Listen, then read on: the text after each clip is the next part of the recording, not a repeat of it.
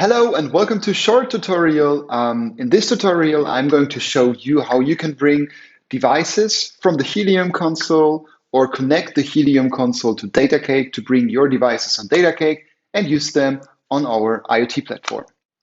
So first of all, this tutorial assumes that you already have devices in your console. I'm not going to cover how you can add them to Helium, but I show you how you can forward data from Helium to Datacake and to devices on Datacake. So first of all, what we need to do is we need to register a new account on Datacake. If you don't have an account yet, you can simply access the app.datacake.de and it will bring you to a sign-up form where you can simply register with your name. Let's do this. Also, during sign up, you are asked for the name of your first workspace. Workspace simply is like a tenant. So you could leave it unpopulated. That means that it takes your name as the first name for the workspace. But you could also give it a unique name and see a unique name for your tenant. So last but not least, please give it a secure password. Make sure that you agree to the terms of usage, and then you can create your account. So directly after you've signed up, you can see this is the first view of Datacake. This is also the device fleet list, which means that you can start from here adding your first devices. For this demonstration, we are going to use the Dragino LAQ4, which is like a CO2 monitor for buildings. I've already hooked this up to Datacake. And what we're now going to do is that, first of all, on the console, we are going to create our first integration. In the integrations panel, you see this plus sign here, and we can add a new integration.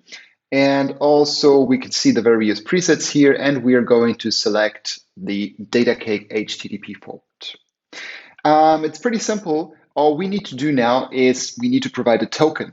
And this is where we need to create an access token on Datacake before. So back to Datacake. And on the sidebar here, you can see that there is a members section.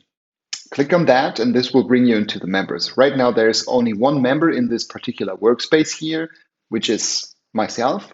And also, what we can do here is we can create new API users. First of all, I'm going to switch this to English, by the way. Sorry for that. And then we press on Add API User. This will bring up a new modal. First of all, I will give it a name like Helium Token. And also, there's a button which says Add Permissions for all devices in Workspace. We click on that, and we simply leave everything like it is. So once we're done, we press on Save, and this will add this Helium token to our lists of API users in the Members section. We can press on Show here. It shows us the complete token. We simply select it, copy it back to the Helium console, and paste that here into step number 2 for the Enter Datacake token. Also, we need to provide a name. So let's call this Datacake Integration. We can add the integration, and we are now all set. There's no need to change anything here. We can leave it like it is. And then we can go into the flows here. And now we need to connect the device. We can choose the LAQ4. And also we can choose the Datacake integration here. We connect those two. Yeah, and it auto saves. So this means that the integration is now set up correctly and forwarding data to Datacake. So let's go back to Datacake because we also need to add the device. And as you can see here in the sidebar, when we access the devices, the list is still empty. And then we press on this blue button here on the top right. This will open up a new modal where you can see some various presets here for different devices. And we are going to search for the LAQ4. LAQ4. This brings up the Dragino template for the LAQ4. We select this, we press on Next, and then we choose the Helium network from the list of available network service. We press on Next, and this now asks us for the dev UI. So back to the console, into the devices, we select the LAQ4, and we are going to copy it back in here and paste it. We could add multiple ones here. You could also drag and drop a CSV file containing dev UI and name. So this will batch import various devices. And last but not least, don't forget to put a name in here. We press on next, and now you're required to choose a plan for it. There is a free plan, so we allow any user on Datacake to have up to 2 free devices completely fully featured, but just with 7 days data retention.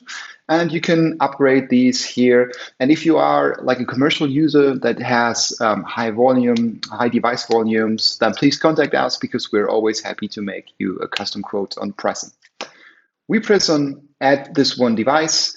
This has now been added to the workspace here. As we can see, it's now on the list. And when I click on it, this will open up the dashboard, which comes with that device already.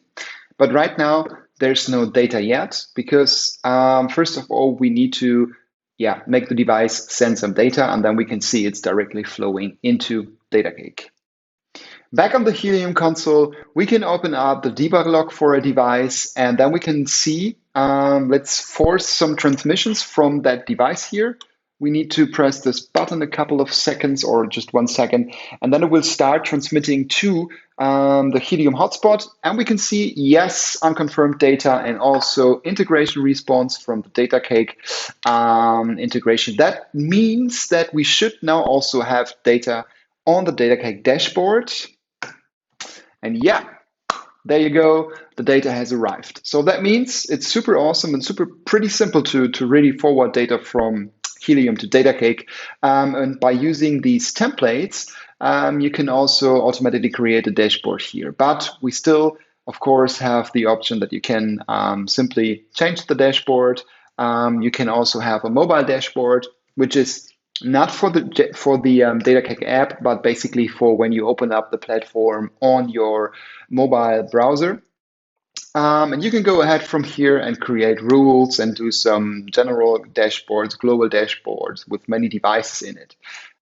Datacake does not also support receiving data from the Helium network, but also we do support downlinks. That means we can send data back to the devices through Helium using downlinks. There are presets for downlink or downlink inside the presets, also inside the LAQ4. The cool thing about the Helium infrastructure is that in the integration, so the webhook that Datacake receives, there is the information embedded which we need to send downlinks. So you don't need to configure it manually. It's being auto-configured by receiving the first uplink from Helium.